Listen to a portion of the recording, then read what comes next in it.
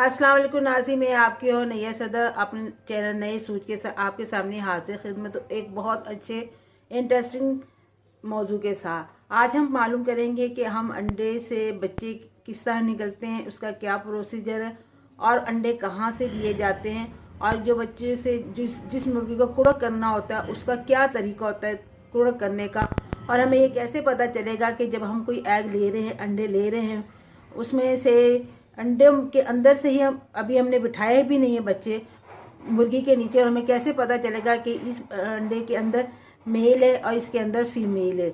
इसके अलावा हम ये कैसे मालूम करेंगे कि जब मुर्गी बच्चे दे देती है तो कुछ अंडे रह जाते हैं बच्चे निकलने के, तो उसका क्या तरीका है। चलो जी, हम देर नहीं लगाते और अपनी इंटरेस्टिंग मुर्गी के बारे में, अंडों के बारे में, बच्चे निकालने के बारे में हम स्टार्ट करते हैं। ये अल्लाह का शुक्र है कि परिंदे अल्लाह ताला ने हमें दिए हैं हमारी खुराक के लिए।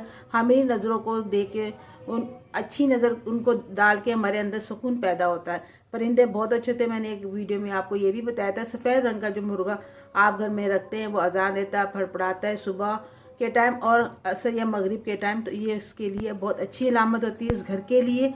और उस घर के अलावा उस घर के अलावा साथ जो घर है वहाँ पे भी रहमत बरसती है।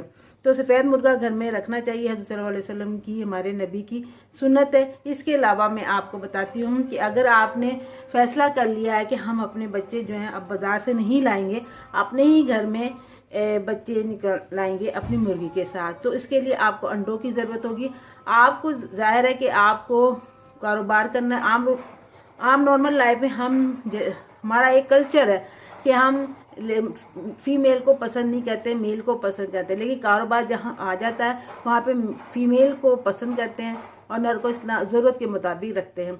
इसी तरह जैसे पठानों में होता है, उनके यहाँ लड़की पैदा होती है, वो खुशी का इजहार करते हैं इसलिए कि बड़ी हो जाएगी तो उनको एक कारोबार की शक्ल में पैसा देगी जब उसकी शादी।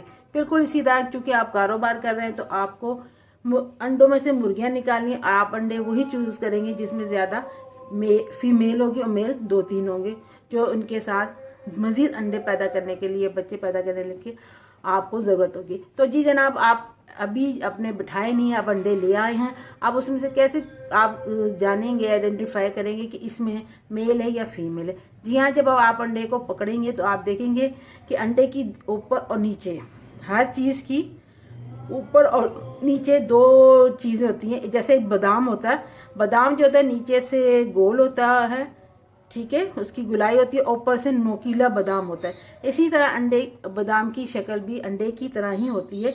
अगर अंडा इस तरह का है कि ऊपर से आखिर में जाके वो बादाम की सूरत नोकीला बन जाता है तो इसके अंदर मेल है, इस अंडे के अंदर मेल है, यानी कि मादा है, मेल है बस।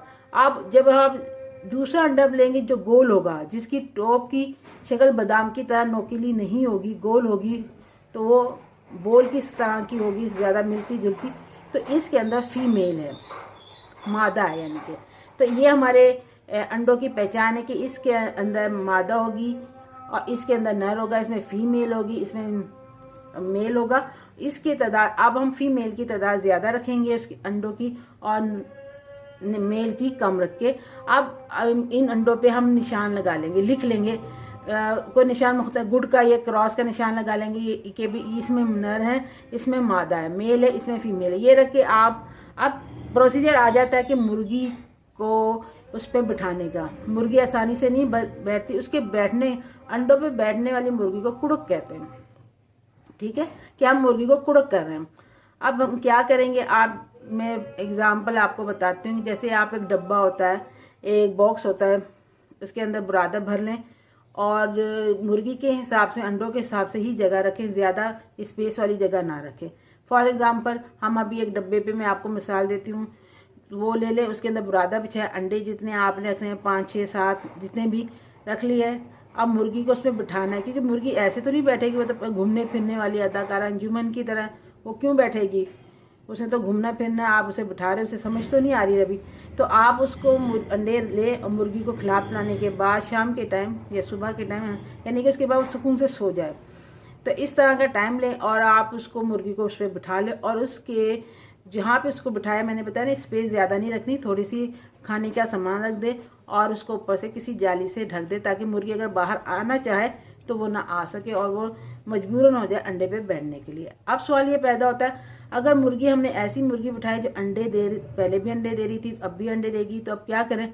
फ़र्ज़ करें हमने 6-7 अंडे रखे हैं और वो अंडा दे रही है, तो उसका जो नया अंडा वो जो दे रही है उसे आपको बाहर निकाल देना चाहिए, क्योंकि जो बच्चे होते हैं वो 20, 21, 22 दिन में निकल आते हैं। तो आप ये जो नया अंडा होगा ये प्रॉब्लम पैदा करेगा। मुर्गी जो नए अंडे दे रही है आप उसको चेक करें और उनको आप बाहर निकाल लें और उसको गुड़क पे रहने दें। 2-3 दिन के बाद जब वो अंडे देना बंद कर देगी, फिर जो आपने अंडे रखे हैं उसी पे वो गुजारा करेगी, तो फिर इसका मतलब है मुर्गी अब कुड़क हो गई है। अब उसको उसका दिल जो है, दिल लगी जो अब उस अंडों के साथ हो गई है। अब उसकी ज़्यादा टाइम उसी के अंदर ही रहती है, अंडों के ऊपर ही, अब उसकी आदत बन गई है। अब दिन में 1 टाइम या 2 टाइम उसे आप बाहर 5-10 मिनट के लिए उस जगह से निकाल सकते हैं। वो जाके वो पानी वानी खा ले, थोड़ी एक्सरसाइज कर ले, घूम ले फिर ले, अपना हाजमा सही कर ले और जो कुछ खाना पीना बीट करना हो कर ले। फिर आप 5-10 मिनट के बाद उसे दोबारा अंडों की तरफ ले जाएं और उसका ऊपर से जालीदार जो ढक्कन होगा वो ढक दें, ताकि वो अंडों को गर्माइश दें। अब इसमें क्या होता है नाज़रीन, कुछ मुर्गियाँ होती हैं जिन्हें कुछ कैल्शियम की ज़रूरत है या भूखी होती है, वो अपने अंडों को ही तोड़ लेती हैं। इससे बचने के लिए उनकी खुराक का ख्याल रखें और पुरसकून जगह पे रखें। ऐसा ना हो शोर शराबा होता हो या किसी ऐसे जानवर, बिल्ली, कुत्ते का आने का हो जिसकी खौफ की वजह से वो अंडों पे सही तरह ना बैठ पाए। इस तरह बच्चे नहीं निकलेंगे। इनके पुरसकून होने का भी ख्याल रखें, माहौल का भी। अच्छा, 20-25 दिन के बाद बच्चे निकल आएंगे, क्योंकि आपको मालूम था कितने मेल निकलेंगे और कितने फीमेल आप कामयाब हो चुके हैं। लेकिन कुछ अंडे ऐसे भी होते हैं कि जानवर पूरी तरह बन पाता है, तो फिर वो जहाँ जिंदा चूजे निकले वहाँ कुछ मुर्दे भी होते हैं। वो उनमें इतनी ताकत नहीं होती, जान नहीं होती, वो अंडा नहीं तोड़ के बाहर आ सकते। लेकिन मुर्गी चूँकि अब उसे अंडों पे मोहब्बत होगी, उसके बाकी बच्चे तो निकल आए, अगर एक या आधा बच्चा अंडे से नहीं निकला तो उस वक्त तक नहीं हटेगी, दूसरे बच्चों की निगहदारी उस वक्त तक नहीं करेगी जब तक वो उसमें से नहीं निकलेगा।